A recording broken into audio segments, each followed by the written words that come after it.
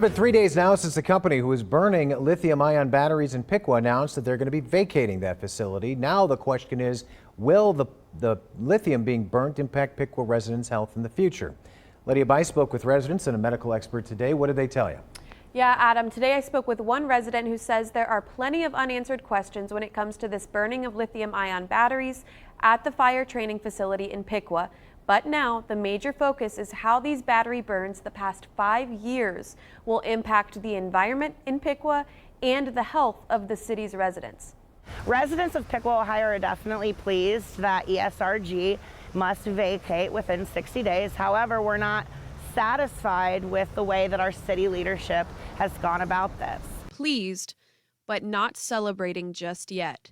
Residents say that it's hard to celebrate the end of this burning of lithium-ion batteries in Piqua when there are still so many questions left unanswered. Is there a logbook of all of the burns? We're also concerned about the hazardous waste removal. Who's responsible for that, and when is that going to begin? And the main question now, will the burning of these lithium-ion batteries for the past 5 years impact the health of Piqua residents?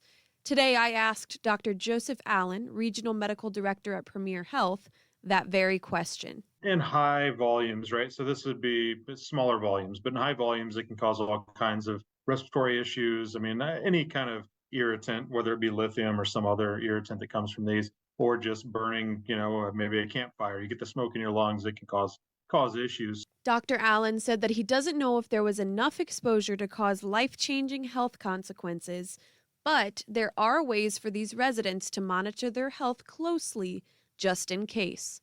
Yeah, I think there's a couple things I would do. One is, certainly follow up with your primary care physician or healthcare provider. Those folks that you trust and have trusted for years, make sure they're watching you closely. I think there was some questions about maybe some of the water contamination or what have you.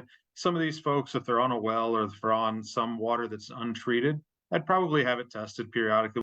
Over the past few weeks, residents have shared concerns about cancer following these burns, particularly lung cancer.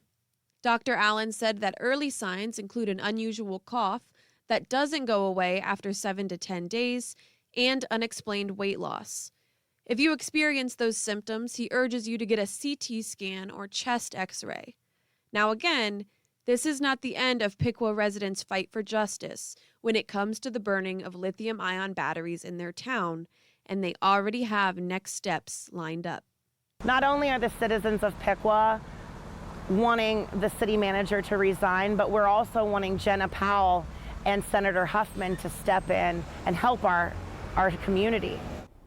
Now, in the web version of this story on D247now.com, I've included more from my interview with Dr. Allen about how he says these residents, and really anyone, can monitor symptoms and get ahead of cancer, lung cancer in particular. Back to you.